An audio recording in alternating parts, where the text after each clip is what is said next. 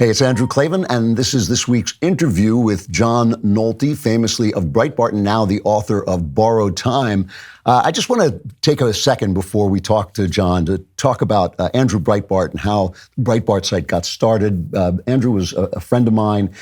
Maybe some of you guys, your younger guys, don't remember who he was, but he was one of the most important conservative media voices in the in the 2000s, and one of the only voices in conservatism, along with Nolte, who understood the culture.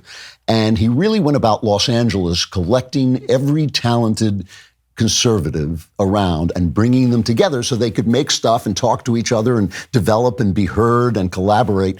And there was, I think it's safe to say there was almost nothing about Andrew Breitbart that was like Jesus, except for the fact that he walked around collecting people and saying to them, basically, now I'm going to make you fishers of men. And he did. Some of the people he brought together, there was me, there was Ben Shapiro, Steven Crowder, Jeremy Boring, Alfonso Rachel, Bill Whittle. Just about anybody who came out of the California conservative movement was, a Breitbart find, and at some point. And of course, John Nolte himself. But he started out with a site called Big Hollywood, which was the whole point was to attack the culture and, as he said, to make a warm place where people could come in who felt that they had been excluded from the culture. And I was very honored to write one of the first pieces, and I've told this story on the show before, but it was called Why We Fight. And I wrote this piece, and the piece went up. It was the first day of Big Hollywood, the first Breitbart site, and Rush Limbaugh read it on the air. And I remember Breitbart calling him up. He was ecstatic, saying, oh boy, we're really having fun now. And when I was writing the piece, I wrote this very dramatic piece about how we were going to take on the left of Hollywood. And it ended with this kind of peroration where I was, working myself up into this thing. And I said, they think we're going to be afraid, but we're not afraid. And I started listing all the famous actors who we knew were conservatives. And I would say, this guy's not afraid, and that guy's not afraid, and this guy's not afraid, and this guy's not afraid. And I sent it to Breitbart. As I recall, I sent it by fax back in those days. It was 2008. And I sent it to Breitbart, and 5 minutes later, the phone rings, and it's Breitbart, and he says, this is great, but you got to take out all those actors' names. And I said, why? And he said, because they're afraid. They're afraid of their career. The key to making the Breitbart sites run was finding somebody who was absolutely unafraid and, in fact, was fearless and who understood Hollywood and culture and who just could not be moved off the dime. And that was a young, then, filmmaker and writer, John Nolte. I used to call him the last honest man because the guy was just as plain-spoken and incorruptible as it's possible for a human to be. There was nothing, he didn't even know when he was stepping on the faces of powerful people. And it was because of Nolte, and obviously because of Breitbart, that the site became what it is, which is an imperial, part of the empire of right-wing media. Even after Breitbart's death, Nolte is now semi-retired, but he has written a novel, in spite of all the advice I gave him to not do that. He has written a novel called Borrowed Time, which is really good. It's a really exciting, kind of hard-boiled novel. And you still write every day for the Breitbart site. We're going to talk about Borrowed Time and all the things. Nolte, it is great to see you. You too, Drew. Thank you very much for having me on. And you got a great audience, so let me say hello to all of them. Yeah, and you now look like a mountain man. You got the white beard. You look like I remember when you were in LA Sophisticate, Happily living on a mountain. Yes. I never forgave you for leaving me alone. I remember that day you left. My wife kept saying to me, "Stop bothering him about it." And I said, "He's leaving," But you were right. You were absolutely right. So let's start by talking about Borrowed Time. There was nothing I could do to talk you out of novel writing, apparently. Tell people what it's about. It's about a guy who is immortal, Joshua Mason. He's been alive for thousands and thousands of years, and he's tried to not get attached. He understood very early on that if you're immortal, you're going to watch everything you love die. And when we meet him, he has fallen in love. He is watching his wife die. He also made the mistake of not getting rich, which, of course, someone who's immortal could easily do. But if you make money, people can track you, and he doesn't want to be tracked. But now he needs money. So to make money, he sells his life to rich people. He lets them murder him. That's his renewable resource. Huh.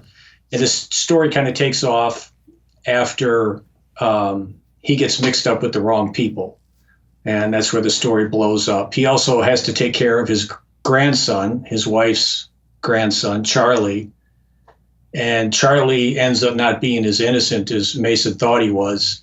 And that becomes sort of a major complication in the story.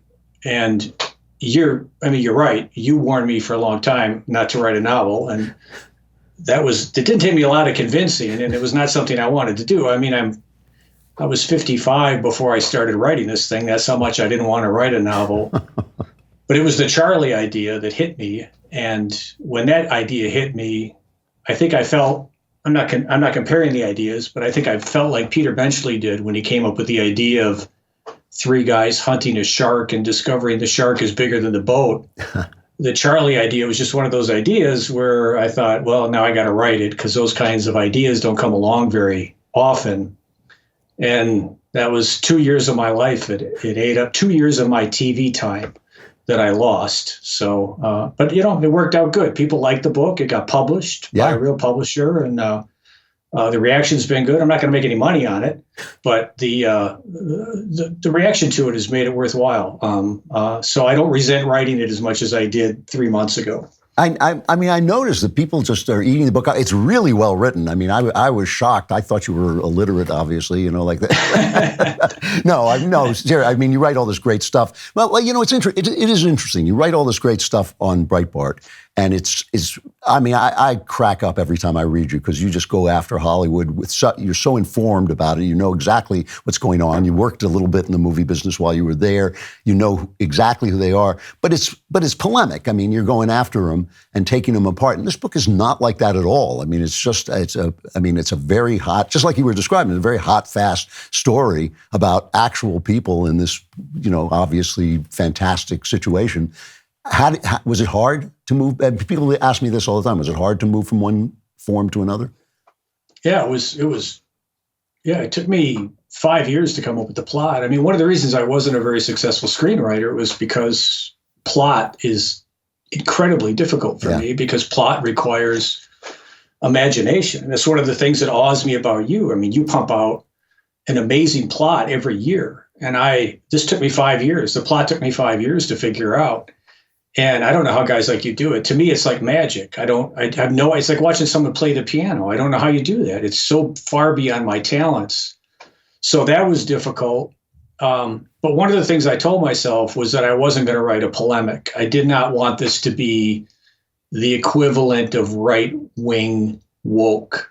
I didn't want it to have applause lines for people who might be fans of what I do at Breitbart, because I thought that would be, for one thing, I knew it would ruin the book, because that's bad art, no matter what the political persuasion is, and it would be very hypocritical.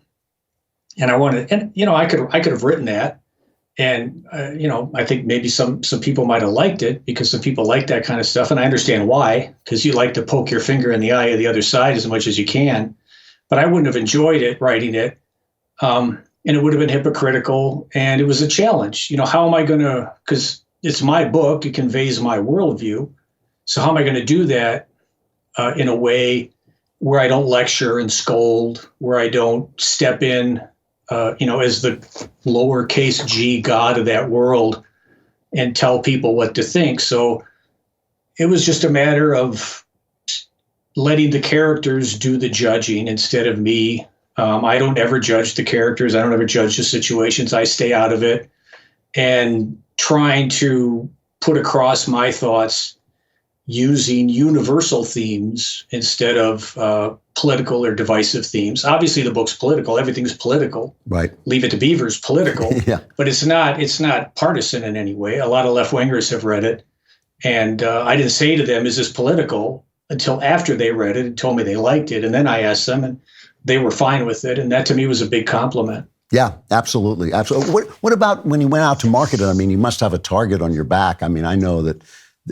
publishing, which used to be a little bit more fair than Hollywood, has really gotten the woke virus. And I get editorial comments now that I can't believe. You have to throw them away because they're just so crazy. Some of them.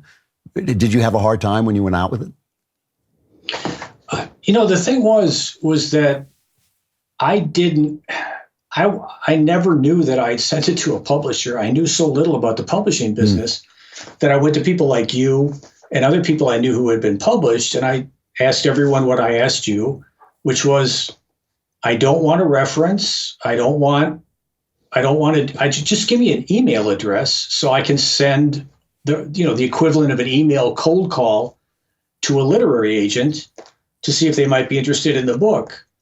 And someone gave me the name of Adam Bellow. Oh, yeah. And I thought he was a literary agent. I didn't know he was a publisher. Right. So I sent him the query letter, and I don't know, I think 3 months had passed, and I'd pretty much given up by then. I just figured I was going to publish it myself on Amazon. And it was a Friday night, I remember, and he sent me an email, and it was the kind of email that you dream of getting from a publisher the first time you've written a novel. I was just blown away. And I got to tell you, they were fantastic. The editorial process, it went through 3 editors, and they just made the book better. I didn't get no one told me I had to capitalize black, which I never would have done. I didn't get any, there was no, I guess they call it a sensitivity pass. Yeah. I didn't get anything like that. They were supportive. I probably 90% of the ideas they gave me, I used, and the other 10% I was on the fence. And some of those ideas I'm still thinking about. I'm still waiting. Should I have done it? I don't know. But no, they couldn't have been more supportive, and the book just got better and better and better. So the process for me, and I was expecting it to be grueling because I've heard a lot of horror stories, including from guys like you. It wasn't at all. I couldn't have asked for a better experience. Well, Adam is great. I mean, Adam has been a very, very, how he survived, I don't know, but he has managed to sort of keep a place in publishing. So I have to ask you, now you're actually like a culture creator, and you and I started out, I remember, one of the things I remember about our conversations is I literally sometimes felt that you and I were the only 2 people who were serious about what we were doing. You know, I mean, everybody was serious, but they all had looked at it as a career, where for me, I never wanted to be political at all. I only wanted to write fiction, and you were trying to make films, but we felt compelled because the culture was so crappy. Have we done anything? Have we accomplished anything? I think if anybody has, you have, because I mean, you do this show, and you create these great books every year. You write a book every year. It's just amazing what you do. I'm just awed by what, especially now that I've written a book. Yeah, it's not easy. It's true. Yeah. No, it's not. It's, and I knew it wasn't easy before, which is why I never wanted to do it. So what you do is just extraordinary. Your success in Hollywood has been extraordinary. So if anybody has, you certainly have, and you have a huge following, and you make a good living at it, which in itself is a miracle because there's very few people make good money in fiction. I think the only thing I might have done at Breitbart is, hopefully I just bring some moral clarity to things. When I look at one example, I guess I can think of is Disney, what Disney's doing now. Yep. And it's grooming. And I just say it's grooming. Yeah. And God bless Breitbart for letting me say that. And I think that if anything that I've added to the conversation, it's that. And I think I can come at it from a place of credibility, because no one can question my love for the art of movies. You and I are unicorns because we're conservatives who love art. Right. There's plenty of conservatives who consume pop culture, but you and I take art seriously. Yeah. We love it. I love movies, and you love movies, and you love books. And there's most people on our side, their passions are faith, and I'm not criticizing anyone. I'm not saying we're above them. Yeah. But they love sports and they love faith. They love studying religion and stuff like that. So you and I are unicorns. But no one can look at me and say, well, you just hate movies because you're a conservative. Right. I have a 20-year career of loving movies and taking it seriously. So I think that if anything, I can add, people can say, well, this guy loves the art and he thinks the art has been destroyed. And if he's saying that as someone who really does love it. And maybe I have some credibility there. I hope so. When you mentioned Disney, I was thinking of a piece you wrote. One of my favorites of your pieces, although there are a lot of them that I love, about Kathleen Kennedy. where, I mean, you dismantled her like she was a robot when you had a screwdriver. I mean, it was just like you took her apart, her entire career apart. And then recently, South Park did a riff on it. And I don't know, I can't say for sure that they're reading you, but I'll bet they were reading you. I mean, I don't think that they would have, I don't think anybody noticed the consistent destruction of great franchises until you wrote about it, and then I think it just kind of spread out, So I think that has an effect. But I guess what I'm asking is this woke stuff and the grooming stuff. It makes for bad art. I mean, the movies are bad now. It's very hard to go see a good movie. Do you feel that we've made any progress banging it into the heads of conservatives? Because you're right, a lot of conservatives just don't care. And one of my memories of Andrew Breitbart is after giving a speech to conservatives about the culture, I called him up saying I just flopped. I mean, they didn't care at all. And he just roared with laughter and said, welcome to my world. Have we made any headway, do you think, with the conservatives? No, I don't think so. I'll give you another perfect example. I'll give you another perfect example. Breitbart has been extremely supportive about the book. I've been writing over there since 2008. I got a really good audience over there. We put up 5 or 6 pieces about the book. Go look at the comments. This is no exaggeration. If there are 700 comments on an article about my book, 680 of them are either complaining that we put the piece up, or they're thread jacking, talking about something else. Mm. Maybe 10 are supportive. And that's what we're dealing with. People they want to talk about politics. And I'm not complaining. I mean, I'm complaining a little bit. I'm a little disappointed in that. But they, they're so worried about drag queens in their schools. And I understand that. They're so worried about the church going to hell. And I understand that. They're thinking, well, what do I care about this guy writing some dumb book about a guy who's immortal? What does that have to do with anything? But I'm not exaggerating. Go look at the comments on any borrowed time post at Breitbart. And it is 97% negative. They don't want to hear it. So no, I don't think we've made any inroads on that. To answer your question honestly, I don't. Yeah. And and I love Andrew, and he understood how important it was, but Andrew really didn't care about pop culture himself. He understood the importance of it. Right.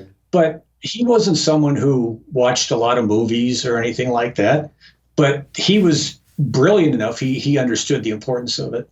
That's a really interesting. Wasn't there. Yeah, that's a really interesting point about him, and I think it's a point about a lot. I mean, I was talking to a famous conservative just the other day, and he started denigrating Charlie Chaplin, saying, hey, why is he a hero? He was just a clown. And I said, hey, if somebody is not making fun of Adolf Hitler, then nobody is making fun of Adolf Hitler, and that's a very bad thing, And we don't seem to get it. I feel that there are like little sprouts coming up through the ice. Maybe I'm an optimistic person, and I feel like I just started, for a long time, I was making these speeches and pounding the drum. And then I felt people started calling me and started saying, what did you say about the culture again? And what were you talking about? And I started to think, well, maybe, I don't know, maybe they are waking up a little bit. It still amazes me that we don't have a think tank about culture, that we don't have a review venue, that we don't have the stuff that would, for instance, Borrowed Time, terrific novel, reads like a bullet,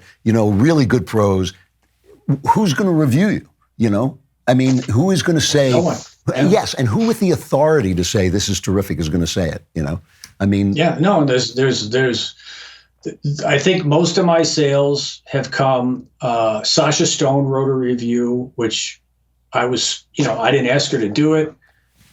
She was just that's the only review I've gotten is from Sasha. Wow. And wow. It was a wonderful review. It was just, it blew me unexpected. But other than that, it's been me, and you've probably seen it. I've been begging on Twitter for people to buy the book. I've been posting the Amazon reviews, which have been wonderful.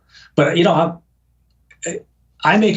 misunderstand me. I make a good living at Breitbart. I do, mm-hmm. But no one would be blown away by my paycheck at Breitbart. And I'm semi-retired. I spent 2 years, 2 hours an hour, all my free time working on this book. And I'm not going to make on this book what I make 2 weeks at Breitbart. It's it's just the reality of it, because leftists are not going to pay me any attention. I'm not going to get over the wall that you need to get over to sell books. And our side is much more concerned about other things. And I understand that. I'm not sitting, and I knew that going in. I don't want to sound like I'm complaining. No, I understand. It's just how it is. And I knew that going in. Thanksgiving is just 2 weeks away. Just in time for the holidays, Genucel is offering their best sale of the year. Right now, you can get 70% off Genucel's most popular package, which now includes Genucel 3, their newest under-eye treatment. Genucel 3 will have you looking 10, 15, or even 20 years younger. It uses advanced technology to deliver complex vitamins and minerals directly to your face for instant hydration. Say goodbye to fine lines, crow's feet, under-eye bags, and dark spots. The Genucel experience is like no other, but don't just take my word for it. Genucel will have you looking and feeling your absolute best, guaranteed, or your money back, no questions asked. My producer, Danny, was able to meet George, who is the CEO of Genucel, yesterday. I met him, too. He was a great guy. Our favorite thing about Genucel is how clean their products are. They are simply the best. You deserve to look and feel your best this holiday season. Go to Genucel.com/Klavan to get this incredible holiday discount. 70% off their most popular package, which includes the Genucel 3 and the dark spot corrector. Get results in 12 hours or less. The immediate effects are included for free. Genucel.com/Klavan for 70% off today, plus free priority shipping. That's Genucel.com/Klavan. I know you're desperate at this point, just thinking, if only I knew how to spell Klavan. It's Klavan. No E's in Klavan. I just make it look this easy. There are no E's in Klavan. So let's talk about the Breitbart site a little bit. How do you feel Andrew would feel about the site if he were still with us? I think he'd be awed. Yeah. I remember it was 2 days before Andrew died. And one of the great blessings of life, really, was that he called us all together because we were moving over to a new computer system. And I'd moved to North Carolina just weeks before, maybe months before. And he called, and I almost didn't go because I had a cold. But I went. And it's just one of the blessings of life that he took me aside. We were there all week, and he took me aside, and we took a long walk, just me and him. And he told me about the goals. He told me what he wanted to do with the site. And he spelled it out. Mm-hmm. And he was talking, you know how the guy was a visionary. Yeah, he was a visionary. And he was talking to where he wanted the site to be over the years. And he was talking in 10 years he wanted this, and in 20 years he wanted this. We hit it after, and then he died 2 days later, 3 days later. We hit it in 5 years. I think he'd be awed where we're at. I think he'd be awed at the job that Alex is doing, and that we have all these different sites, and there's a sports site now, and there's a branch in overseas. We have 2 or 3 overseas branches. I think he'd be. This is what he talked. And I remember in the interview, him talking about. I didn't know Andrew when he interviewed me. I'd never met him, so I'm sitting in his basement, and I just need a job because I literally. This isn't. I'm not trying to create mythology here. I literally had a job set up at Ralph's. To be a bag boy. That's how tough things were. The economy had just crashed, and there was nothing going on in Hollywood, especially someone who wasn't a very good screenwriter. So I'm sitting in his basement. I don't know who he is, and he's talking about, I want to do this and this and this with the big sites. I'm just thinking, if you'll pay me $3,500 a month, I'll do whatever you want at Big Hollywood. That's all I was thinking. Yeah, and Alex is behind me, and Larry's over here. I don't know these guys. And I thought it was just BS, because he sounded like a BSer. And then here it is. It's all right here. 15 years later, it's all right here. It's amazing. It's amazing to see what's become of it. One time when the DailyWire was just starting, or it wasn't just starting, but it was kind of getting rolling, and I had you on the show to talk about Donald Trump. And I was on the fence because I just thought the guy, I didn't trust him. I didn't trust him to be a conservative guy. And you came on and you said, he's conservative enough for me. And I remember this vividly. And I don't care about the things he the rude stuff he says, because he's a working class type of guy, and I'm used to that. And I think these people who are shocked by it are just being wusses and all this. And I thought, what you said had an effect on me, and I think it turned out to be right. But then somewhere during the course of his administration, because you have always been just the straightest talking person I know, you are literally the straightest talking person I know, you just started to say, no, this guy is kind of he's not living up to what he said. Where do you stand now? At this point, I was DeSantis curious until the lawfare started against Trump.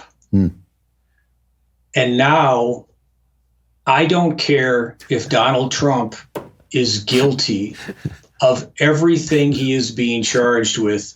I am going to vote for him. Wow. I don't care what he is guilty of. I am going to vote for him for one reason. I know what Joe Biden is guilty of. I know what these Democrat prosecutors are guilty of, and I will not live in a country where there is a two-tier justice system. I won't do it. So I like DeSantis. I think he's a great governor. He's been a pretty terrible candidate, and that's been disappointed. I was hoping he would give Trump a run for his money. But the moment they started prosecuting Trump, the moment they tried to turn this country into a banana, I don't care. I don't care if there's video of Trump standing there with the January 6th, with the guy with the horn saying, I want you to break into the Capitol and sit at Pelosi's desk. I don't care. I don't care what he did.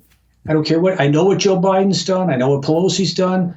They're all criminals, and I'm voting for them. I'm crawling over glass naked to vote for them. Wow. And that's the way that I feel, because that cannot be rewarded. This lawfare, this double system, it cannot be rewarded. I have to tell you, I actually read most of the indictments, and I still don't know what he's being charged with. I still don't know what crime he committed. It's just, and that's the thing. It is BS. Of course, and it's always BS. Yeah. I mean, Robert De Niro has to pay out $1.3 million for gender discrimination, and I don't think Trump's ever had to pay out any suit like that. Yeah. And who's been calling who a monster for the last 10 years? That's the way it's always been. Yeah, yeah. So all of that aside, then, I mean, I think that's perfectly rational. I totally understand it. If Trump were to win, which seems possible, I'm not sure it is, but it seems.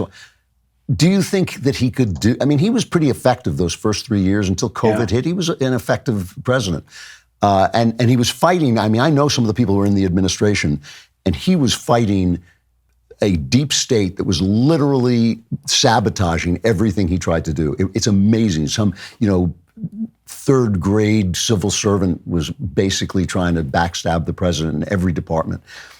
Has he got what it takes to organize a true resistance to this stuff? I think he probably, he's a very, very smart guy. He's a very smart guy, yeah. I agree. So I think he's learned a lot. I think he learned a lot in the first term. And I think the beautiful thing about this second term is that he knows he can't run again. So he's got nothing to lose. It's not like he's got to be pretty and sweet. He's in. He's the president. He can't run again. So he's got nothing to lose. He can pretty much do whatever he needs to do and not have to worry about, the swing voters. He could just get done whatever he needs to do. And you're right. I mean, look what he overcame. Look at how he got the wall built, all the moves he made to get done what he wanted to get done. And if it wasn't for COVID, I think he would have been reelected pretty easily. I think so too. I definitely think that's what Gorka always says. If it weren't for COVID, and I kind of think he blew COVID. I think he was, big time. Yeah, he was not paying enough attention, and he didn't take the leadership role. But still, up until that moment. So I'm talking, just to remind you, this is John Nolte from Breitbart. He's written a really crackling good novel called Borrowed Time. Just looking forward, more novels, anything more in the culture. You still write for Breitbart. I don't know every day, but often, right? You call yourself semi-retired, but I still see your material there. Yeah, I'm semi-retired, but I write 3 pieces a day. Yeah. 15 pieces a week I pump out. Yeah. But I always joke that I've been writing the same 12 pieces for 15 years. That's all I've been doing. Disney grooms and Robert De Niro sucks. Well, at least you're always right. Yeah. Nothing ever changes. So why should I? I don't have any plans to write another book because Frankly, I don't have a good idea. Like I said, it was the Charlie idea that animated me to write. Otherwise, I wouldn't have written it. I just wouldn't have done it. And I came about that in the most roundabout way. I was thinking about the book, and I was stuck. And Charlie was always Lenny from Of Mice and Men, which is very cliched now. Of course, it wasn't in the 30s, but it was. Now it's cliched, and I just hated the idea. And then I thought to myself one day, I'm laying in bed, and I thought to myself, well, since your good idea is so bad, maybe the opposite of your bad ideas are good. And that just changed everything. And that's when I came up with Charlie, and I thought, oh man, I got to write that. And then I used that method throughout the rest of the book to avoid cliches. And that, I think you've probably been through that, Drew, where you just get an idea and it's like, I got to write this down. I got to tell this story. Absolutely. It's a wonderful feeling. Yeah. Yeah. But I don't have a good idea to drive another book. And like I said, there's no money in it. I just, there's no incentive to do it. I'm not complaining. I knew it when I wrote this one, and I'm glad I wrote this one. I really am now. I really, really am. But I don't see it. And if someone told me, if you write another book, it'll help the culture wars. You won't make any money on it, but it'll help the culture wars as a charity. Maybe I do it then, but it wouldn't. It's just going to be a pebble in the ocean that doesn't ripple. A lot of effort for no reason. But if I come up with an idea that grabs me by the throat, if I have to write it, then I would probably do it. But I pray I do not come up with that idea because I know that feeling. That's a very funny. I'll remember that. That's very funny. So my only other question: would you consider writing a nonfiction book? I mean, you are saying things about Hollywood, like I said, that people say them after you say them, but nobody says them before you say them. And I mean, would you write, kind of an insightful book about what you think has happened to Hollywood? No, I've gotten, people have asked me that before. Yeah. I've gotten some serious inquiries about writing a book, like something about, like 99 Reasons CNN Sucks, books like that. And that just seems like it would just be too much work. It would just be homework. That would be a really grueling book for me to write. All the research and all that. I've thought of writing a book about movies, not what's wrong with Hollywood, because that's my job. And right. I would also feel like I was taking away from my job if I did that. And plus, I would make more money writing that for my job than I would for the book. But I would maybe I've thought about writing a nonfiction book about movies, about my love of movies. Maybe I've thought about like Christian movies that people don't know are Christian, something like that. Not Passion of the Christ, but this is a Christian movie. You don't know it's Christian because it's like The Bad Lieutenant, like the Harvey Keitel movie. I've thought about that, but I don't know. That would be interesting to me, and it wouldn't be as difficult as a novel because novel is something entirely different. But and it would be easier to sell.